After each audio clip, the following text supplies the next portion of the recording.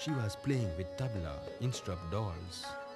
Kumari Rimpa Siva has carved a niche for herself in the hearts of music lovers at a very young age.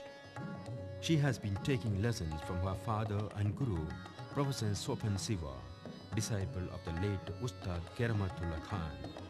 Kumari Rimpa Siva, hailed as gift of God, is a child prodigy, considered as a wonder in the world of music.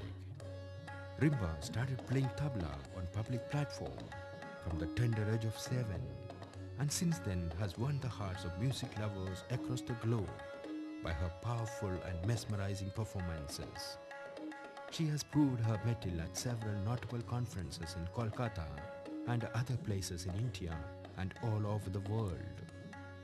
The Shanmukananda Sabha is privileged to honor Kumari Rimba Siva with the Shanmuka Sangeeta Shiromani Award.